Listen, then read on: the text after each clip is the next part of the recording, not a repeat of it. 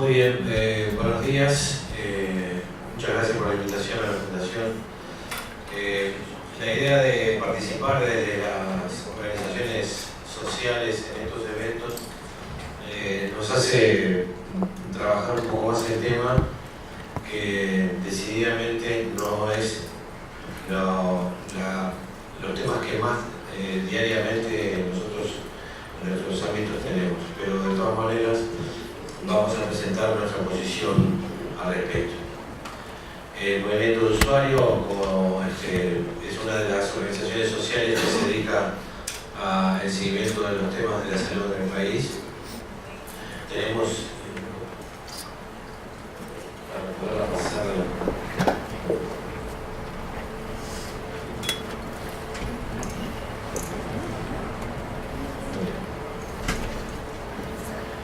el movimiento de usuario tiene un estatuto, por supuesto, para funcionar, y parte de las definiciones está en el artículo 2, como ustedes lo pueden ver y leer allí.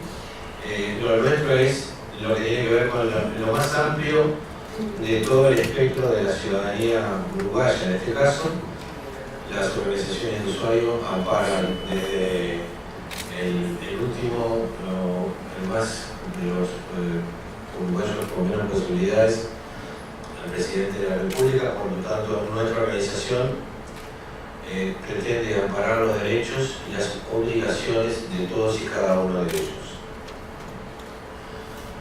En el planteo nuestro, lo que nosotros vamos a intentar ir siempre es de lo mayor, de lo más amplio, de lo que nos puede pasar a todos desde el momento en el cual perdemos la salud y entramos en el umbral de los hospitales o los sanatorios. Nuestra idea de salud siempre es tener conductas para no ingresar al sanatorio en el hospital. Esa es nuestra organización. Y nosotros vemos que en este país donde nosotros vivimos tenemos una universalidad de distintas posibilidades de prestaciones que nos amparan en mayor o menor grado, desde el primer nivel hasta el tercer nivel y los más específicos aún. Y ahí presento algunos de los organismos que tienen todas las prácticas posibles para segundo y tercer nivel y las prácticas comunes de primer nivel de atención. ¿Cuáles son las soluciones que nosotros los uruguayos y desde las organizaciones nosotros de alguna manera nos vamos consolidando? Es a través de las distintas organizaciones, desde lo que nos ampara el Sistema Nacional, las especificaciones más puntuales, algunas de las prácticas, que es el Fondo Nacional de Recursos, que es el organismo democratizador en el área de la salud para nosotros, por lo menos, porque ampara a todos los uruguayos que están amparados constitucionalmente por ACE, a los que están en los seguros privados, ¿no? Y también la acción de los seguros privados, en este caso, que amparan a sus ciudadanos que son quienes pagan esos seguros. Esto a nosotros nos interesa verlo en el ambiente, en el ámbito de Latinoamérica. ¿Por qué? Porque de alguna manera tenemos que compararnos y tenemos que ver dónde vivimos, en qué región vivimos y cuáles son los elementos que manejamos a nivel latinoamericano. Hay algunos de los datos que aparecen tienen que ver con definiciones de la Organización Mundial de la Salud y parte de la Organización Panamericana de la Salud. En el estadio preparativo de los 40 años de Alma Ata en Quito se vieron algunas de las informaciones que aparecen allí. Es cierto, algunas de esas informaciones no son recientes, en términos generales los términos estadísticos para nosotros nos llegan en realidad cerca de con un año de atraso, y allí hay algunas cifras que son un poco más viejas aún, pero nos dan la posibilidad de poder manejar qué es lo que se invierte en salud para saber después cómo derrama eso en la salud de la población en los países. En el Uruguay, ¿cuánto gastamos en salud? En el Uruguay gastamos en salud aproximadamente, según datos o según informaciones, entre el 8,9 y el 9,3, dependiendo del tipo de información y de los años y algunos elementos económicos financieros que nos llegan a la Junta Nacional. Perdón. ¿Cuánto gastamos nosotros dentro del sistema uruguayo de salud? Eso es lo que al año pasado gastamos en salud dentro del sistema. El año pasado, para que tengan una idea, a la altura, el Banco de Previsión Social presenta a la Junta Nacional de Salud a la altura de abril de todos los años el estado de cuenta de lo que gastó el sistema en forma total para el año anterior, que va en los periodos que ahí lo dicen, octubre y septiembre. Aproximadamente el año pasado, en el periodo anterior, el Uruguay ha gastado unos 3.000 millones de dólares dentro del sistema, para un universo de unos 2,5 millones de uruguayos. Es decir, en este caso tenemos 2 millones y algo, 1.150.000 aproximadamente, usuarios privados, y ACE gastaba para dentro del sistema unos aproximadamente 500.000 usuarios tenían.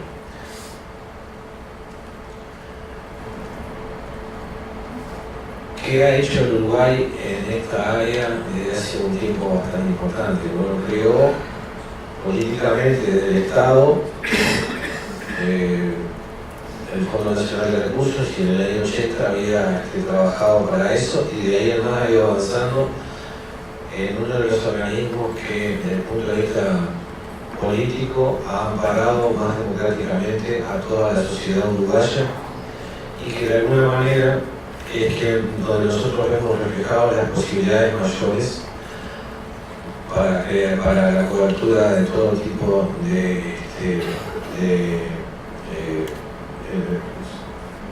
todo lo que tiene que ver con las prestaciones que no están dentro de la canasta de prestaciones del sistema, inclusive dentro de los dos ámbitos que están fuera de ellos, que son el interior y el de defensa. Por lo tanto, hay una parte de esta cubierta con Fondo Nacional de Recursos que es la que tiene las políticas más cerca de lo que en el día de hoy estamos utilizados para hablar. ¿Cuánto gasta el Fondo Nacional de Recursos en salud para todos los uruguayos? Estos datos pertenecen al año pasado y están en millones de pesos uruguayos. El año pasado, es decir, el periodo pasado, septiembre de 2017 octubre de 2017, a septiembre de 2018, el Fondo Nacional de Recursos invirtió fondos para actos médicos en la cifra de 5.636 millones de pesos, y en medicamentos 1.069 millones. Y así las cifras dicen que este fondo gastó en esta área tan específica 6.705 millones de pesos.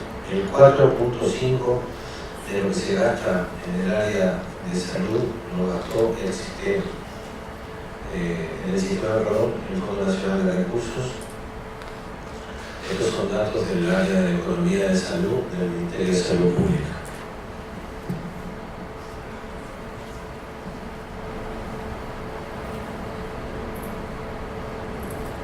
Desde esta discusión que nosotros hemos tenido desde la interna, referido a cuántos son los recursos que nosotros tenemos en este país donde vivimos.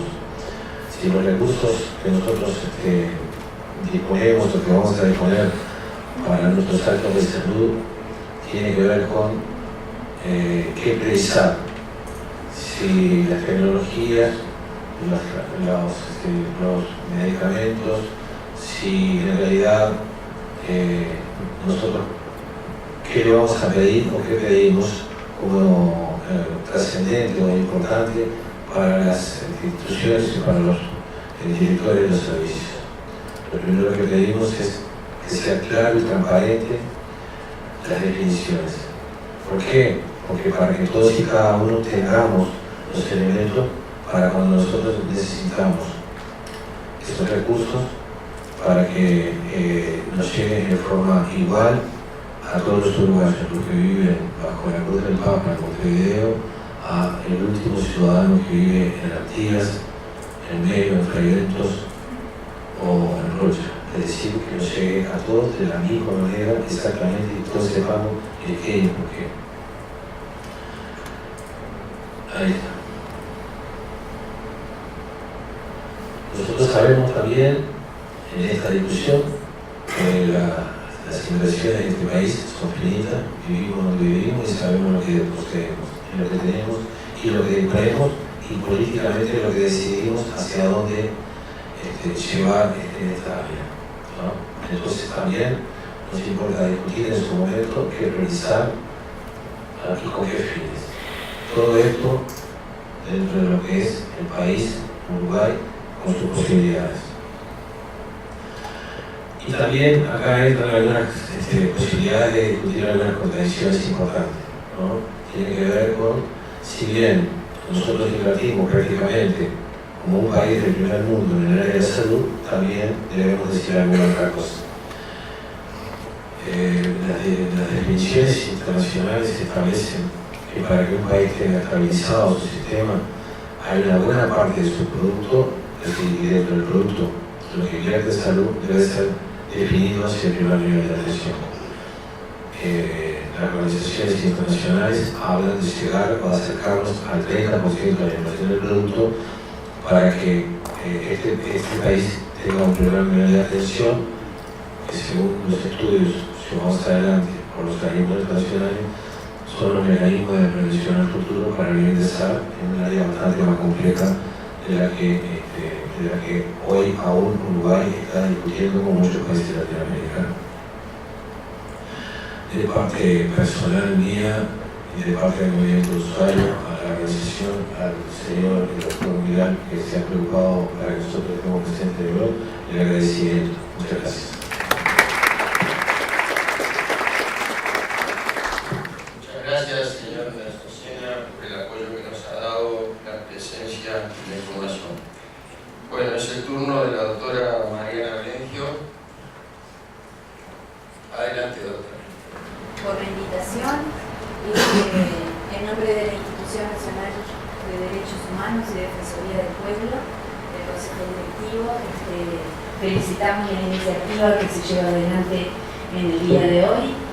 Auguramos que sea una instancia de reflexión, que por lo que he visto ya lo es, y que permita seguir caminando en un camino que pienso que es común para muchos de los países que también están representados aquí, y que generan desafíos y dilemas que hacen a la propia condición humana.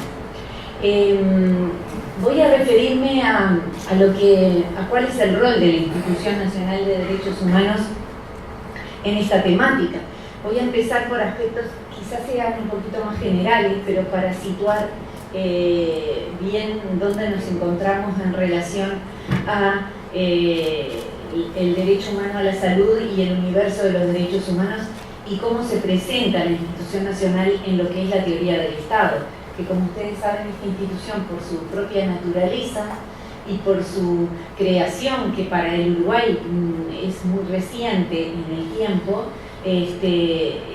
también genera nuevos desafíos y también una necesidad de que se la ubique para ver cómo puede transitar este camino que transitan otros actores desde hace mucho tiempo. Debo aclarar que instituciones como la nuestra están creadas en todos los países americanos. Actualmente América tiene 22 defensores y solo en Argentina hay 44 defensores del pueblo, porque están creados a nivel nacional uno, pero también regional y local. Entonces son actores que no son nuevos, como vuelvo a decir. Hay algunos, por ejemplo, las instituciones mexicanas, que hay una nacional y otra a nivel federal en todos los estados, tienen más de 30 años. Es decir, son cuestiones que es bueno que las tengamos claras para ir comprendiendo mejor cuál es la posibilidad de actuación y cuál es la incidencia de la institución. Lo que voy a hacer en este caso es referirme fundamentalmente al derecho humano a la salud, ¿verdad? Por más que tengan en cuenta que nuestro monitoreo y nuestro trabajo es en relación a todos los derechos todos los derechos y libertades que pueden hacer a la propia naturaleza humana. Como ustedes saben, la institución es un órgano estatal no es un órgano del gobierno, ¿verdad? Porque es un órgano autónomo, fue creado por la ley de 2008, se constituye en el 2012 y sus cometidos son la defensa, promoción y protección en toda su extensión de los derechos humanos reconocidos en la Constitución y en los tratados internacionales de derechos humanos. El mandato de la ley, no lo voy a referir porque la ley es del artículo 4 de la ley que prevé todas las competencias, es un poco extenso, pero sí algunos para tener en cuenta que refieren a estos 3 puntos que fijo aquí, que son la posibilidad de recomendar y proponer la adopción y supresión y modificación de prácticas institucionales, medidas administrativas y criterios utilizados para el dictado de actos administrativos y resoluciones que a su juicio redunden en una mejor protección de los derechos humanos. Eso nos lleva a la naturaleza de los actos que se dictan en relación a la propia naturaleza jurídica de la institución. Nosotros nosotros podemos recomendar, podemos emitir recomendaciones, pero no dictamos sentencias como si dicta el Poder Judicial, como poder del gobierno. Tenemos dentro de las competencias la potestad de conocer e investigar presuntas violaciones de los derechos humanos y recomendar a las autoridades la aprobación, derogación o modificación de normas del ordenamiento jurídico que redunden en una mejor protección de los derechos humanos. Pero entonces nos vamos situando en esa posibilidad de contribuir a que la política pública y las medidas en el ámbito administrativo redunden en una mayor protección, con la particularidad de que vamos a contribuir a eso, vamos a recomendar, no vamos a dictar sentencia, y sí tenemos esa función de monitoreo de todo lo que hace a la protección y a la obligación del Estado de cumplir con el goce y el efectivo y la eficacia del el goce mismo de los derechos humanos. Las obligaciones del Estado, ustedes también es simplemente focalizar en esto, que son respetar, proteger y cumplir, ¿verdad? Si los analizamos en el ámbito sanitario, tenemos aspectos interesantes como la de facilitar el acceso a bienes y servicios de salud sin ningún tipo de discriminación, en lo que refiere a la protección, adoptar leyes, políticas públicas y otras medidas, y en el ámbito del cumplimiento que los estados adopten medidas apropiadas de carácter legislativo, administrativo y judicial para la plena eficacia de los derechos humanos. Esas serían las obligaciones del Estado, que las podemos ir perfilando hacia el tema de la salud. El otro tema que trabajamos incluso con muchos organismos del Estado es la perspectiva de los derechos humanos en la administración pública, ¿verdad? Que implica la incorporación de estándares y principios internacionales de derechos humanos que conforman el derecho de los derechos humanos en la propia administración. Reconoce a todos los seres humanos como titulares de derecho y apunta a la realización progresiva de los derechos humanos. ¿Por qué es importante un enfoque de derechos humanos y en qué contribuye? Bueno, quizás el resumen es que es una estrategia de desarrollo. Esto daría para profundizarlo más. Estamos participando a partir de muchas inquietudes que surgen de organismos del Estado sobre la incorporación de esta perspectiva en sus actividades, y estamos trabajando en eso que es participar en lo que puede ser ya la profundización de un enfoque que ya esté en el ámbito estatal o la elaboración de este enfoque en materia de derechos humanos. Acá llegamos a los principios para los cuales observamos, y por supuesto nutre de lo que acabo de decir, y son esos principios que enumeramos ahí, que están entre ellos la universalidad, la indivisibilidad, la independencia y la interrelación, la igualdad y no discriminación, la participación e inclusión, y la rendición de cuentas como un factor clave, un pilar de lo que es la perspectiva de derechos humanos en lo que se refiere al manejo de los fondos públicos, como parte de lo que es la esencia del Estado de Derecho. Ustedes saben que para hacer efectivos los derechos humanos, el ordenamiento jurídico a través de la historia ha creado herramientas que se transforman en lo que llamamos garantías. Dentro de las garantías específicas encontramos aquellas que son jurisdiccionales y vinculan a cuestiones que hacen al Poder Judicial, y las garantías no jurisdiccionales. Justamente en el ámbito de garantías no jurisdiccionales es que actúa la Institución Nacional de Derechos Humanos. Somos una garantía no jurisdiccional, porque no emitimos fallos ni sentencias, pero sí trabajamos como una garantía de los derechos humanos y es una herramienta que el ordenamiento jurídico creó tales efectos. Y ahora vamos específicamente a cómo esta garantía de los derechos humanos, que es la institución nacional, se ha presentado en el panorama público. Primero tenemos que llegar en esto, viniendo todas las personas que estamos aquí del ámbito sanitario, no voy a profundizar sobre el concepto de salud. Si alguno toma otro concepto sería válido, no lo voy a contradecir, pero tomamos este concepto amplio de salud y llevamos por supuesto, a mencionar que esto está recogido en los tratados internacionales de derechos humanos y la propia Constitución Nacional, en interpretaciones que ha dado la jurisprudencia de ese artículo 44 y de la Constitución, y la lectura armónica de los demás artículos de la propia Carta Fundamental. Hay algo interesante que es así como todo va evolucionando, también lo que está evolucionando en el sistema. Y en el sistema interamericano vemos que los nuevos desarrollos de la propia Corte Interamericana de Derechos Humanos van llevando a profundizar lo que se entiende por la progresividad, el principio de progresividad. En el año 69, cuando se elaboró la Convención Americana de Derechos Humanos, esa convención, incluso hay que pensarla en el tiempo, se abocó a los derechos de naturaleza civil y política fundamentalmente. Y solamente un artículo refería al cumplimiento progresivo de los derechos de naturaleza económica, social y cultural.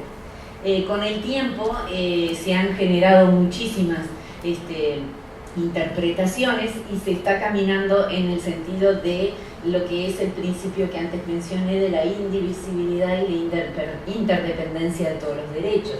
Por tanto, se está haciendo mucho énfasis en la obligación de progresividad en materia de exigibilidad inmediata de la realización progresiva de esos derechos económicos y sociales. Esto lleva a grandes desafíos a nivel estatal, y estas nuevas corrientes se han materializado en dos sentencias que son sumamente interesantes, una contra Guatemala y la otra contra Chile, en relación al tema sanitario, que prolongan, profundizan lo que es el principio de progresividad y están generando parámetros y antecedentes a nivel jurisprudencial en América que van a llevar a corrientes interesantes en relación a la eficacia y la necesidad de atender los reclamos de la población en relación al derecho a la salud. Mirada de una forma holística, que salud implica vida, implica dignidad, implica alimentación, implica educación, y no se reduce simplemente a un acto puntual. Acá llegamos a lo que es la actividad de la institución. Para que tengan una idea, la institución recibe permanentemente consultas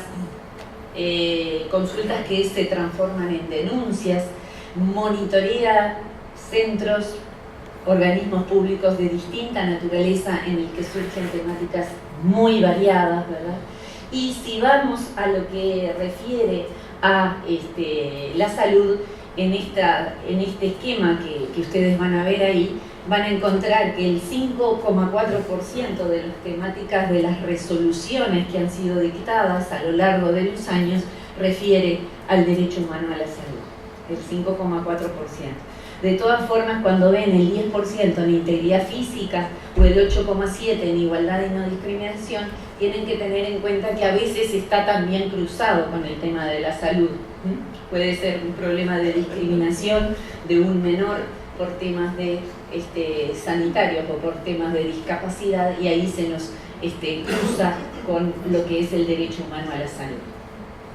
El otro elemento importante, acá tienen en ese redondel, van a encontrar, es la misma diapositiva pero explicada de otra forma. En relación a los organismos públicos más denunciados, tenemos este índice, ¿verdad?, que encontramos dentro de los más denunciados al Ministerio del Interior, ¿verdad?, con un 11% de todas las denuncias, pero luego les puse más en negrita por la temática de esta reunión a los dos organismos ACE y el Ministerio de Salud Pública, que tienen esos porcentajes, es decir, está presente en muchas resoluciones, recomendaciones o actuaciones que hacemos ante estas instituciones, ante estos organismos. Para Bregio nos quedan 3 minutos. Ay, qué corto. Ya terminé. Bien, en relación a las resoluciones sobre grupos poblacionales, tengan en cuenta que tenemos de todo tipo y especie de grupos poblacionales que acuden a la institución por temáticas que hacen a sus denuncias. Las resoluciones vinculadas a la temática, y acá como no me daría para profundizar cada una para que tengan en cuenta, tenemos sobre información y tratamiento en relación a la hepatitis C, es una resolución muy extensa del año 17 que tiene muchísimos temas que hacen a la necesidad de que se cumplan con las obligaciones en tal sentido. También en relación a medicamentos de alto costo, pero tengan en cuenta que la urgencia de un medicamento hace que se vaya por otras vías de garantías más rápidas y no se acuda a la institución. De todas formas, trabajamos en tal sentido. Otra referida a la salud en diagnósticos que una persona requería y no se le proporcionaban. También en relación a enfermedades raras.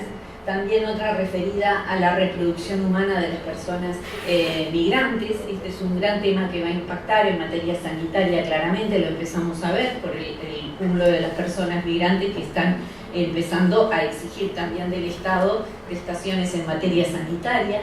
Otra referida a los tratamientos de VIH.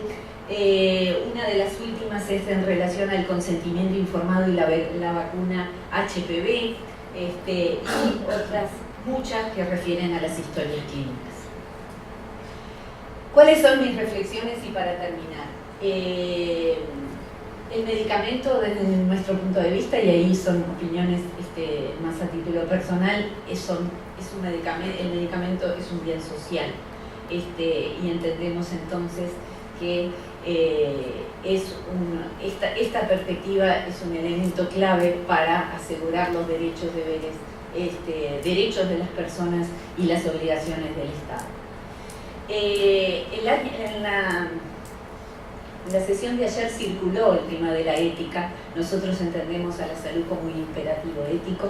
Entendemos que la bioética e investigación científica es otro tema que no se abordó muy específicamente, pero si analizamos la brecha 10-90 es sumamente interesante.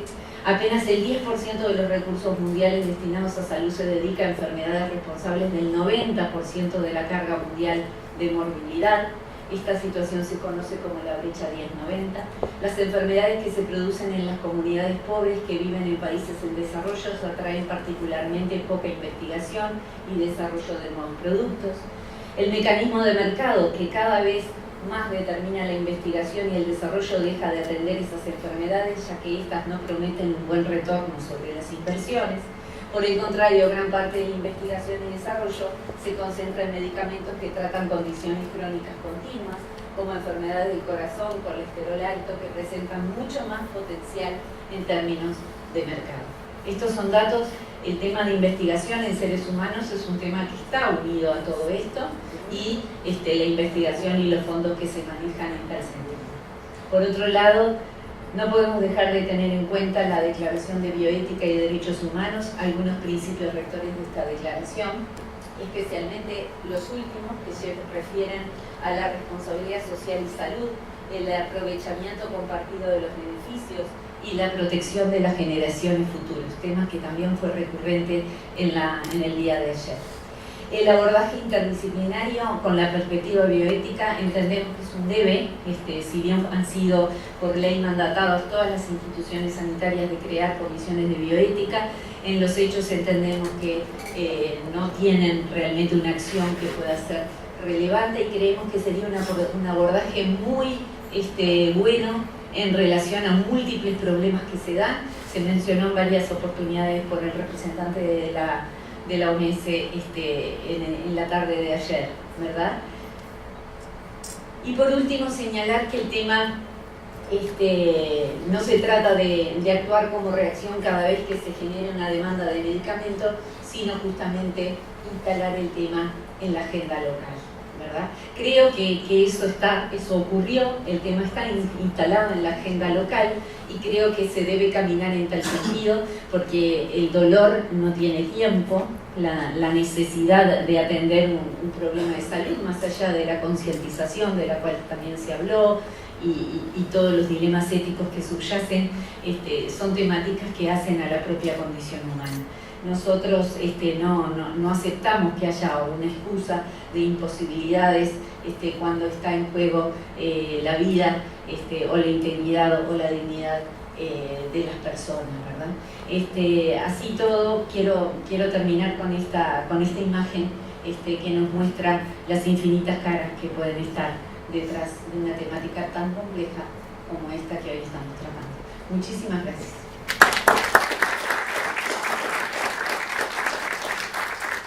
Muchas gracias, doctora Mariana Blegio, por el aporte. Bueno, ahora le vamos a dar la intervención a la doctora Marisa Eisenberg, que nos visita desde el otro lado del chat, de Buenos Aires. Doctora. Bueno, muy buenos días, gracias por haberse levantado temprano, no teníamos muchas expectativas porque esta vez iba a tener público, pero muchas gracias a la Fundación ONCE, a la Teresa Mautone por haber hecho posible que hoy estuviéramos teniendo este espacio importante de reflexión. Y bueno, ya se ha visto en el día de ayer, hoy mis compañeros de panel ya vienen planteando un escenario en torno a los temas que resultan de muchísimo interés para todos nosotros. Un nuevo modelo de atención médica, un nuevo modelo de relación médico-paciente, en ocasiones más efectivo.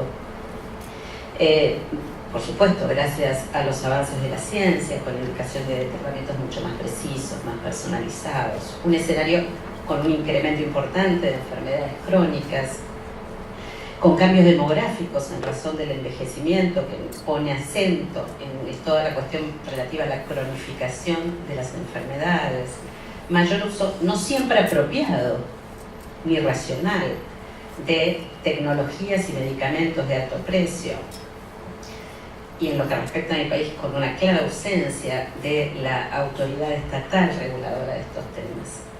Y así las cosas, estos medicamentos a los que nos estamos refiriendo, estos medicamentos de alto precio, cuya configuración no sabemos muy bien cómo surge, se llevarán en los próximos años la mayor parte del presupuesto sanitario y ello no necesariamente se va a ver reflejado en resultados sanitarios. Y esto pone en peligro no solo la salud de los pacientes, sino, como se ha visto ayer, la sustentabilidad de los sistemas de salud. El problema obviamente es complejo y requiere de respuestas adecuadas a esta realidad, porque el futuro no lo podemos seguir mirando con el espejo retrovisor. Intentamos dar a los nuevos problemas viejas respuestas. Y en este contexto general, Argentina en particular suma otros elementos. La ausencia de medicamentos con precios transparentes, los precios, ayer lo dijo el viceministro de Salud argentino, los medicamentos en Argentina son más caros, no hay intervención del Estado para regular estos aumentos.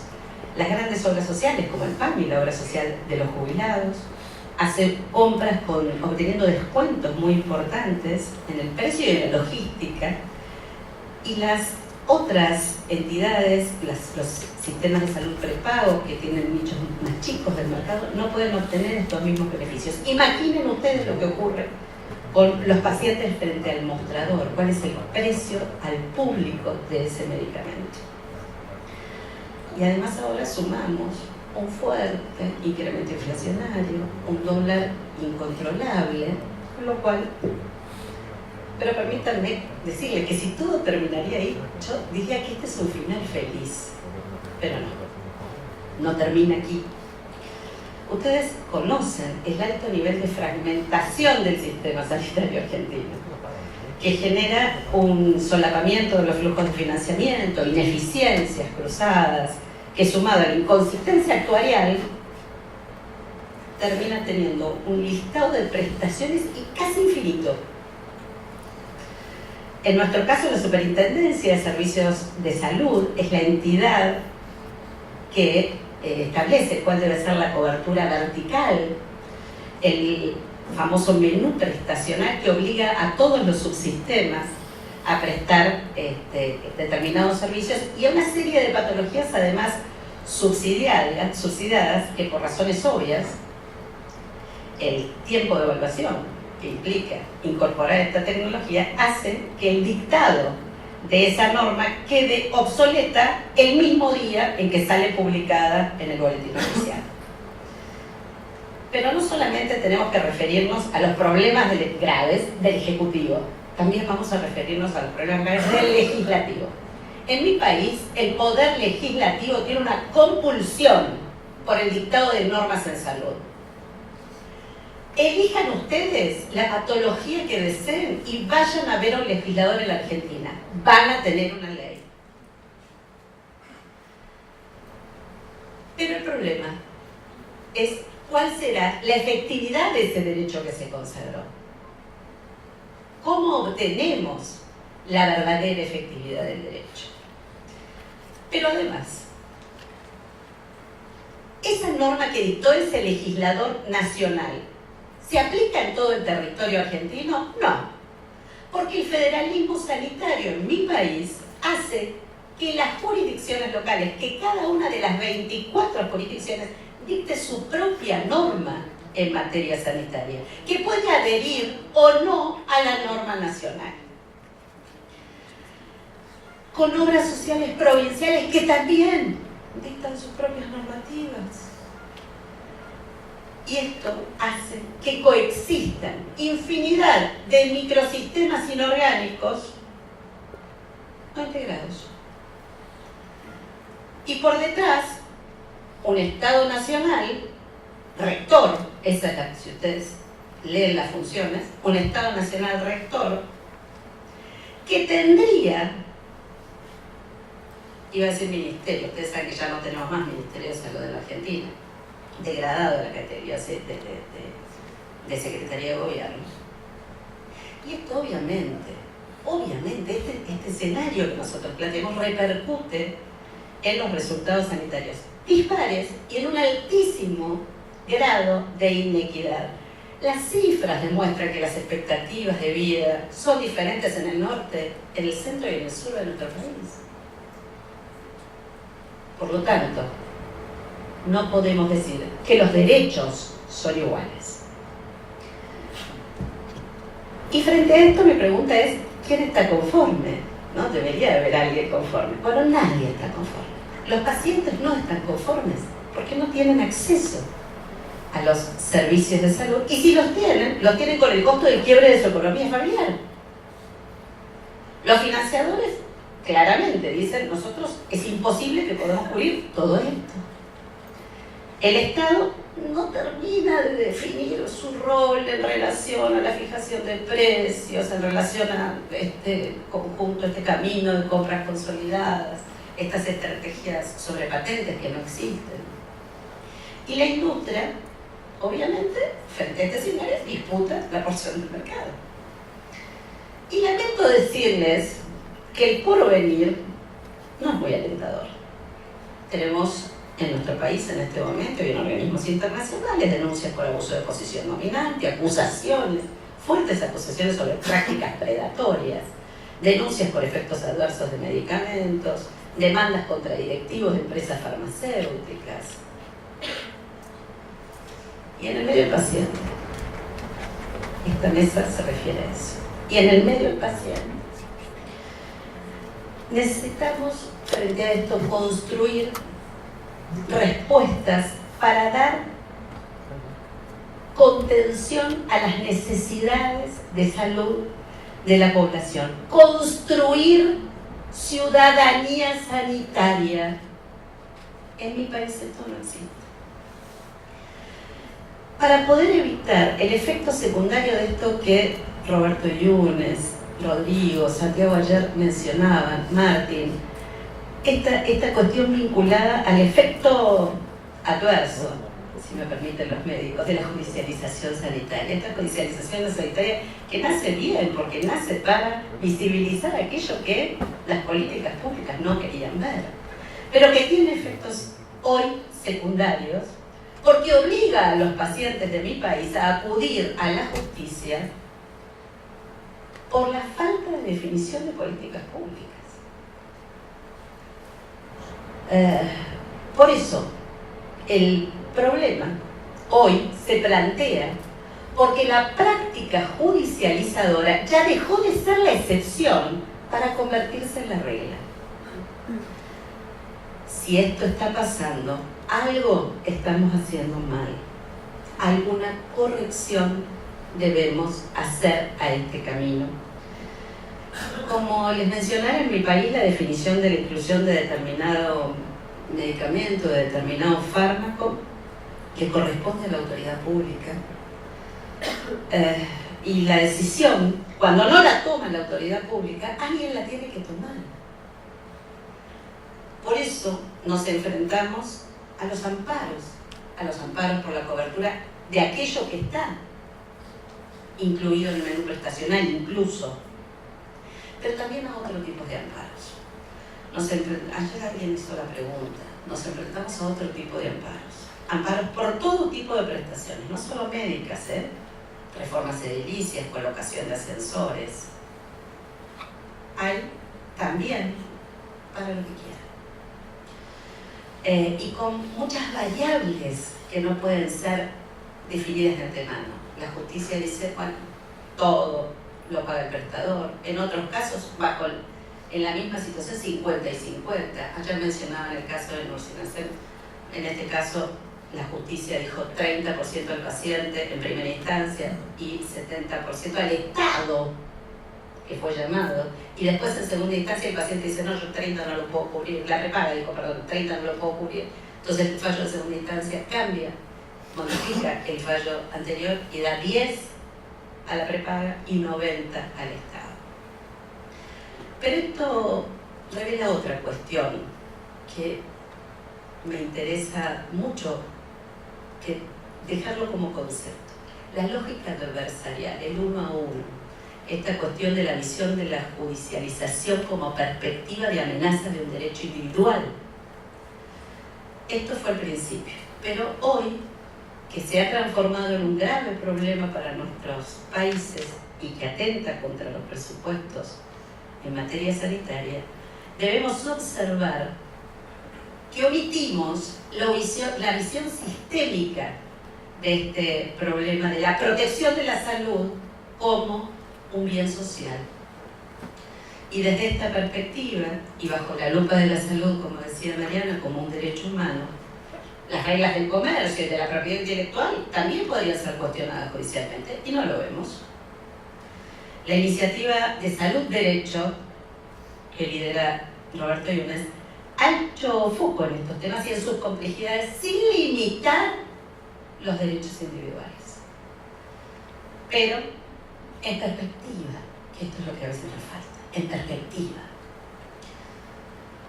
Y entendemos que las respuestas deben venir de las políticas públicas. Es el Estado quien tiene en principio el deber de dar estas respuestas, de garantizar el acceso a la salud, de ver qué pasa con estos medicamentos de alto costo, de reducir estas brechas de inequidad, de regular el precio abusivo de los medicamentos, de optimizar el uso de recursos financieros sustentables, ¿verdad?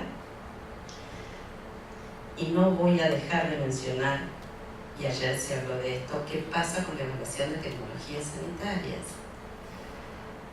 Porque si no tenemos criterios de transparencia y de participación ciudadana, las decisiones que tomen las autoridades públicas no se verán legitimadas. En Argentina, ustedes saben que desde hace 12 años vienen dándose proyectos de agencias de evaluación que nunca ven luz en el Congreso Nacional. Tal vez sea la hora, pero también la hora de que se haga a través de medios adecuados. Requerimos algunos espacios como estos. ¿Ya termino? ¿En 3 minutos? Bueno, lo voy a aprovechar. Se requieren un conjunto de medidas ordenadas, no espasmos. Estamos acostumbrados, frente a esto reaccionamos. Creemos que la lógica se no cambia nada. Necesitamos una serie de medidas ordenadas, simultáneas, acciones que sumen no solamente a la política pública, sino también al poder legislativo con este tema de la calidad en materia del dictado de leyes en salud, recuperarlas con estudios de impacto epidemiológico, impacto sanitario, impacto económico, priorización. ¿A quién afecta ese presupuesto? ¿A qué población está dirigida? La medicina y el derecho no pueden ignorar esto que estamos viviendo. El solo estudio de las causas biológicas, el estudio de nuevas moléculas, no alcanza para dar respuesta hoy a los problemas de salud. Los determinantes sociales, estos que la Organización Mundial de la Salud viene pregando desde hace tanto tiempo, los determinantes políticos, económicos, la pobreza, la falta de empleo, esas son la raíz también de la mala salud de nuestra gente. Nuestros cuerpos responden a esos estímulos también. El diagnóstico de una niña del norte argentino probablemente no llegue a tiempo. Y lo que es peor, esos padres jamás se van a enterar que tienen una acción judicial para reclamarlo. Vivimos en un país con muchos países adentro. Tenemos la obligación de dar respuesta a estos problemas y la academia tiene que hacerse cargo. Yo vengo a representar a la Universidad de Buenos Aires, dirijo el Observatorio de Salud allí y hablamos con los médicos y nos reunimos con la Facultad de Medicina y vemos esto que dimos el llamar el ocaso de la semiología frente al reino y a la revolución de la tecnología. Es la medicina del deseo. Yo quiero, ¿no? ¿Qué quieren? Hoy, ¿qué vengo a la carta? Podemos pedir. Hemos negado la posibilidad de morir frente a la innovación. La muerte se ha tenido de blanco, ¿no? Está solamente en los hospitales. Resulta cada vez más difícil establecer límites de la medicina en la era de la revolución tecnológica. Casi se ha perdido racionalidad. También la formación de profesionales del derecho. Nos enorgullece decir que nosotros tenemos una materia de grado en la facultad donde debatimos estas cosas con los estudiantes. Y ellos son los que nos han pedido hace muchos años atrás que sigamos formándolos y tenemos un posgrado en Derecho de la Salud para abogados interdisciplinarios, donde se discuten estas cosas. Pero nos falta algo más. Nos falta el compromiso de las universidades con la ciudadanía sanitaria. Y por eso también pregamos por la construcción de un espacio para lo que se ha dado a llamar en otros lugares el patient advocacy, ¿no? Esa figura que existe en otros países y que se vincula con un nuevo tipo de paciente, un paciente experto, un paciente participativo, un paciente formado para entender cómo navegar este complejo sistema sanitario y ocupar además sillas en los lugares de decisión donde es convocado. La Agencia de Evaluación de Tecnologías Sanitarias en mi país le da una silla al paciente para que el paciente esté en condiciones de ocupar esa silla. Si antes no conoce, no se capacita, no adquiere conocimientos y no ejerce el sentarse en esa silla con absoluta responsabilidad. El reto es enorme, tan enorme como nuestra obligación de dejarle a nuestros hijos una sociedad más justa, más ética y más equitativa. Muchas gracias.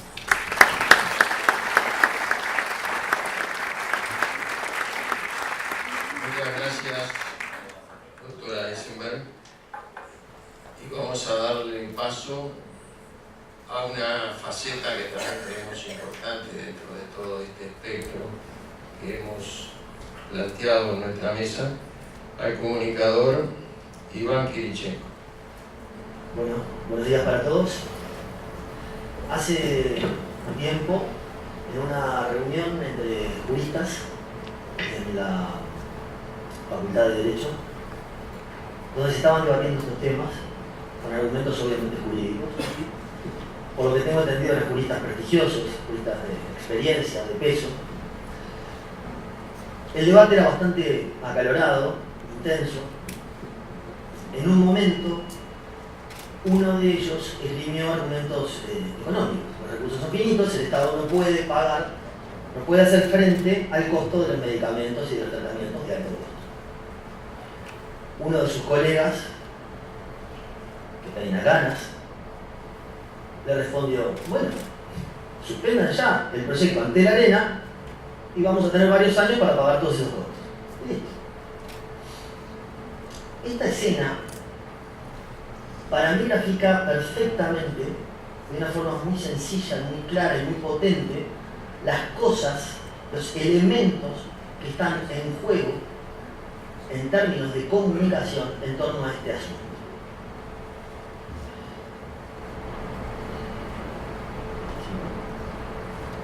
Cuando vamos a analizar el debate público sobre tratamientos y medicamentos de alto costo, tenemos que poner sobre la mesa una cantidad de elementos. Está en juego, bueno, valores humanos esenciales. Lo primero, ¿no? Estamos hablando de eso, está en la base de todo. Estamos hablando de la ciencia, los datos científicos, las investigaciones científicas. Estamos hablando de la relación entre poderes republicanos, entre poderes del Estado, que muchas veces están en tensión. Este es uno de los temas que se viene analizando. Estamos hablando de política, por supuesto. La política tiñe muchas de estas decisiones desde el punto de vista de que muchos de estos actores son actores políticos. Estamos hablando de lógicas de gestión estatal que son absolutamente distintas a las lógicas de manejo de una empresa privada. Estamos hablando de ideología, por supuesto, porque acá está en juego cómo se para uno frente a cuál es el rol del Estado, cuál es el rol de los privados, cuál es el alcance y la contienda entre determinados derechos que pasan, por supuesto, por lo jurídico, pero también por lo filosófico y lo ideológico. Estamos hablando de garantías jurídicas para todos. Estamos hablando del rol del periodismo y de los medios de comunicación. Y por supuesto, en medio de esto también hay dineros privados y dineros públicos. Seguramente me quede corto en algunos de estos elementos que están sobre la mesa. En algún momento hay que poner el punto y hacer una simplificación. Pero con estos elementos creo que tenemos bastante como para entretenernos, ¿no? No necesitamos más para hacer una exitosísima serie en Netflix. Lo tiene todo. Este caso lo tiene todo. Y por eso es muy importante la comunicación, como amalgama de estos distintos sectores, de estos distintos intereses. La comunicación, uno de esos aspectos que me parece vital y que sin embargo no siempre está muy considerado en torno a estos temas. Primero, una aclaración. Yo dirijo una agencia de comunicación que tiene entre sus clientes algunos actores de la salud, que por lo tanto, de forma más o menos cercana, están vinculados con estos temas. Yo aclaré esta situación ante quienes tuvieron la consideración y la delicadeza de invitarme. De todos modos, ellos, en torno y a partir de la confianza y del conocimiento mutuo que tenemos durante años de trabajo, mantuvieron esa confianza y la independencia de mi análisis, esa como primera medida. La segunda es que yo no voy a fijar opinión, no voy a pronunciarme sobre estos temas, sino que lo que voy a hacer es un análisis desde el punto de vista de la comunicación. Análisis que obviamente no es objetivo, es imposible ser objetivo. Va a estar teñido en mi subjetividad, pero con el intento de tomar la mayor distancia posible de esto y hablar en clave de análisis. Esto no significa que todo lo que diga le va a sonar simpático ni lindo, por el contrario, cuando los actores van a decir no van a estar de acuerdo, todo esto es discutible, y más la comunicación, que es una enorme zona gris. Fíjense que si cosas vinculadas con la medicina y con la ciencia están en un permanente debate, imagínense la comunicación. Eso es lo primero que tenemos que admitir, somos los propios comunicadores. Hecha esta aclaración y pidiendo disculpas por adelantado por esas antipatías que puede generar en algunos de ustedes algunos de estos comentarios, quiero decirles que mi objetivo no es más ni menos que motivar y provocar algunos elementos que para mí son importantes para el análisis de la comunicación de estos temas. Repito, no voy a pisar terrenos en los que yo no soy especialista, no conozco nada, pero sí voy a hablar desde este punto de vista. El nudo central de este tema, en mi humilde opinión, es que cuando hablamos de los tratamientos y medicamentos de alto costo, estamos todo el tiempo tratando de racionalizar un asunto que es absolutamente humano.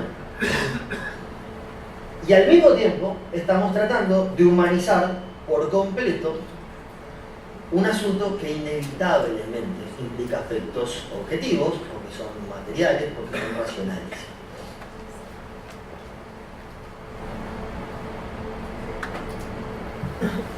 Para hacer un análisis de este tema,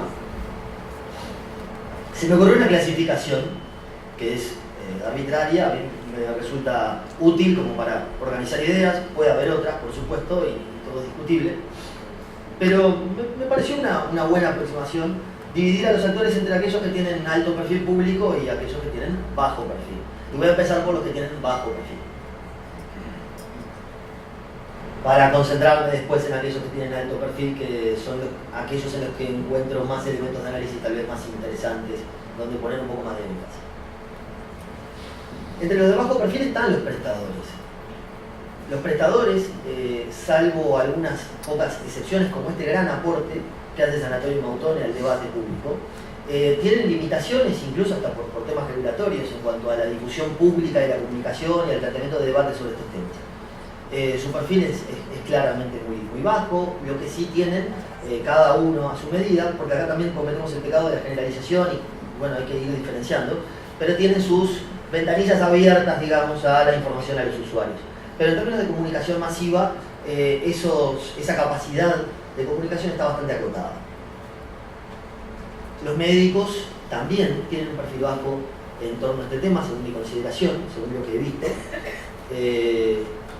El momento clave en el análisis de la comunicación es en la relación médico-paciente, vista por algunos como un momento de alta exposición del médico a dilemas éticos, criticado en algunos casos por ser quien abre o quien inicia un camino que deriva en un litigio judicial.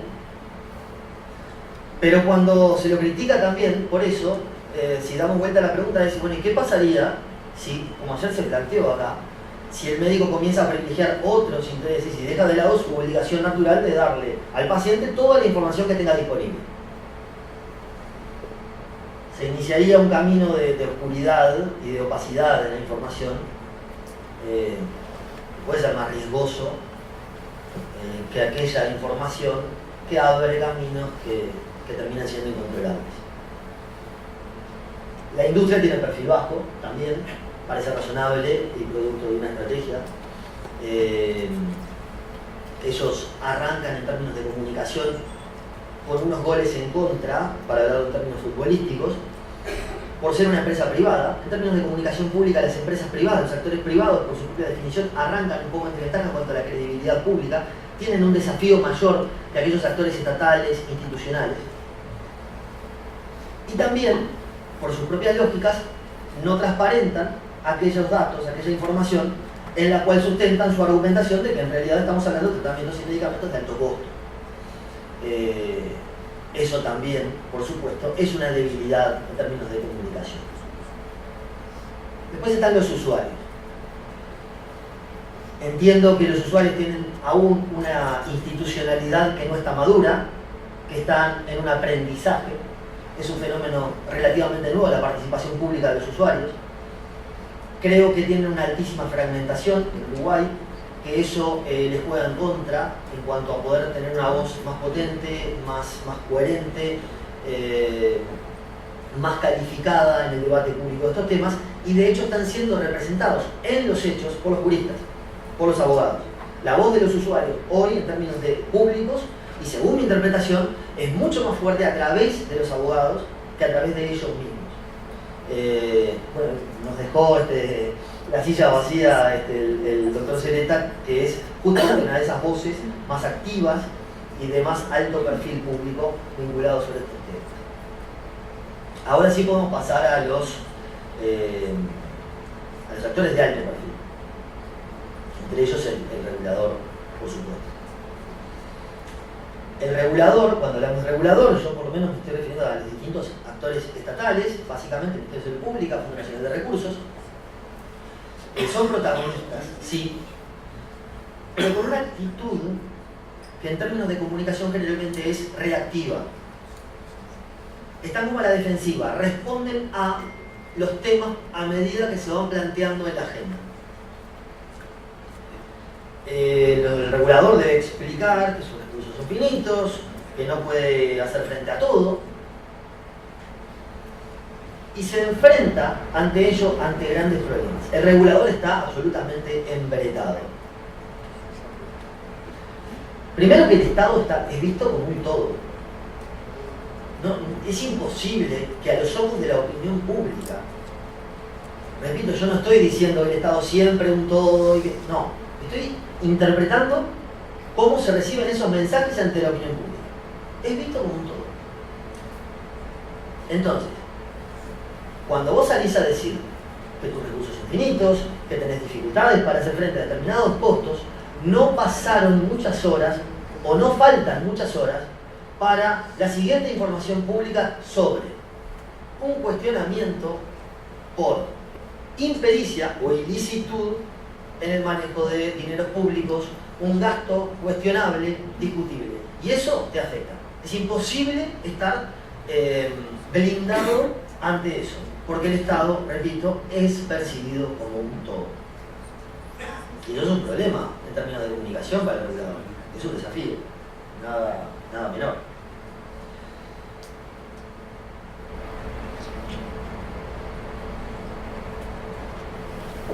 ¿Cómo se argumenta que los recursos son finitos desde un Estado que es históricamente, porque los años de superávit fiscal sobran dedos de la historia, cómo se argumenta desde un Estado que es básicamente deficitario y que para cubrir ese déficit, que es el producto de las priorizaciones que él legítimamente toma, debe apelar al endeudamiento para financiar ese déficit? Es un brete enorme en términos de comunicación. A su vez, cuando hablamos del Estado, en Uruguay, estamos hablando de un Estado que es históricamente mucho más allá de los partidos políticos, con sus énfasis, con sus improntas, con sus políticas, por supuesto, pero históricamente hay algo que no ha cambiado en el Estado uruguayo, prácticamente nunca, que es su aspecto paternalista. ¿Cuál es el mensaje implícito en todas las acciones del Estado? En la historia del Estado uruguayo, en su mensaje hacia la sociedad. ¿Tenés un problema? Vení, que yo te lo voy a resolver.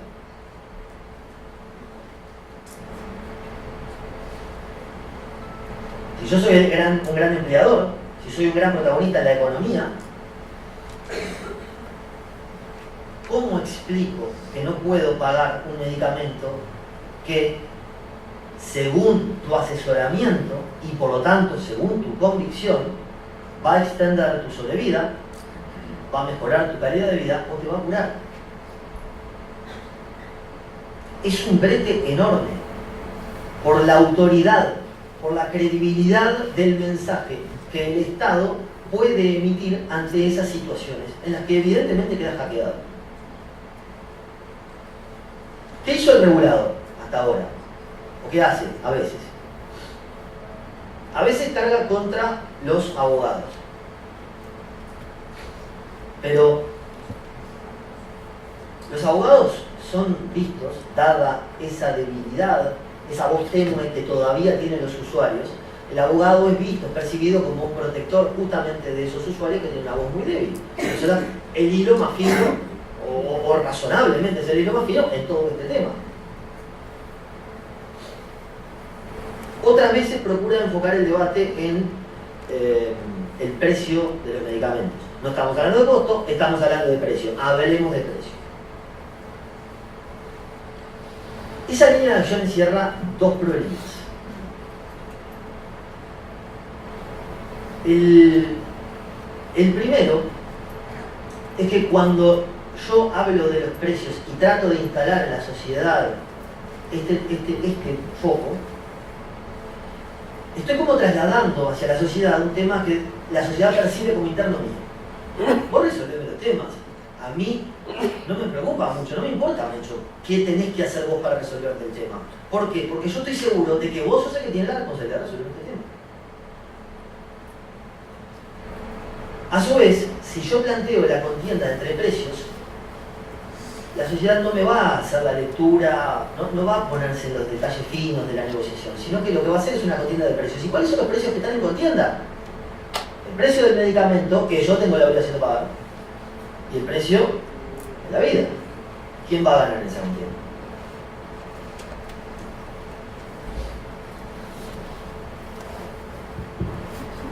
En síntesis, me parece claro, el regulador es quien enfrenta el mayor brete en términos de comunicación pública y parece en extremo difícil resolverlo. Por supuesto, no he dedicado el tiempo para encontrar una solución a esto, y si la tuviera no la diría, pero se entiende que es difícil. No sé cómo voy de 5 minutos. 5 minutos.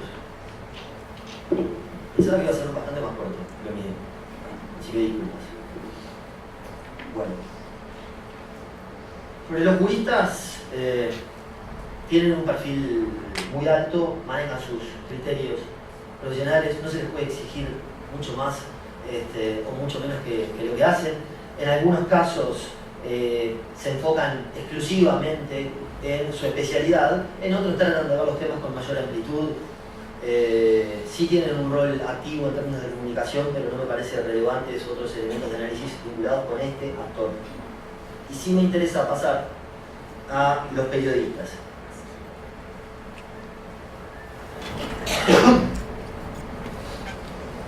Para el periodismo en Uruguay este tema es muy importante, en la agenda. Con uno de los instrumentos de búsqueda que tengo a disposición, hice una búsqueda muy sencilla.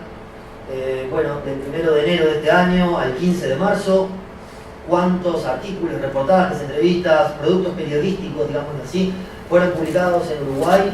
Bueno, me dio 38 en 73 días. 38 en 73 días. Es mucho. Por lo menos es un indicador inequívoco, evidente de que este tema está en el primer lugar de la agenda. Es un tema de mucha importancia. ¿Qué pasa con el trabajo de los periodistas? Bueno, los medios primero cumplen su función. Cumplen la función.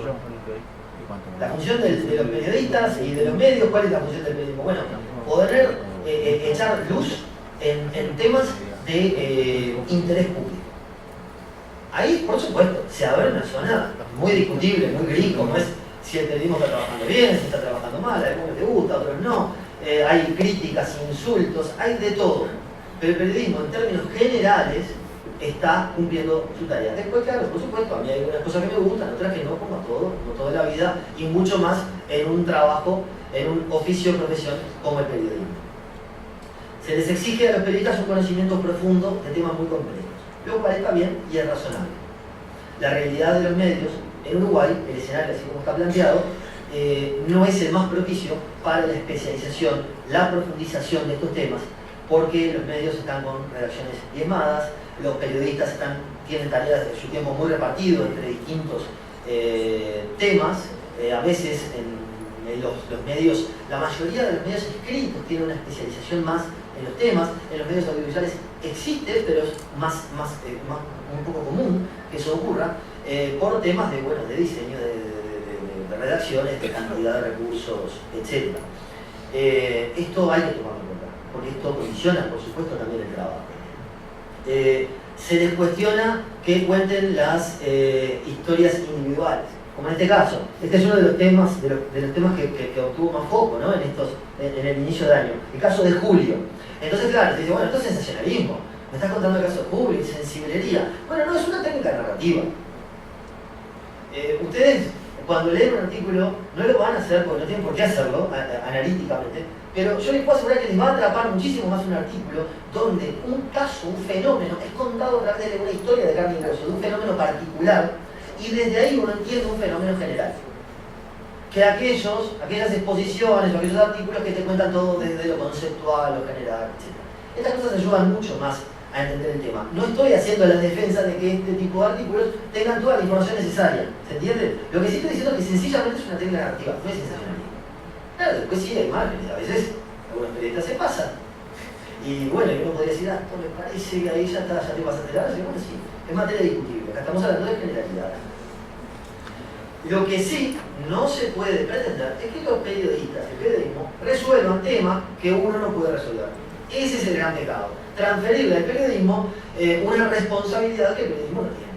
El periodismo no es el que tiene que resolver esto. El periodismo es un escudo de la sociedad y tiene que dar la información con el mayor rigor, con la mayor amplitud posible. Y ahora resumo, porque si no, sí, ya me vas a abordar por qué.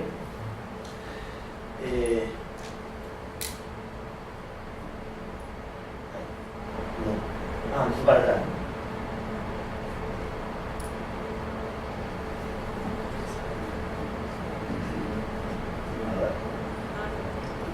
Voy a apretar más fuerte, eso.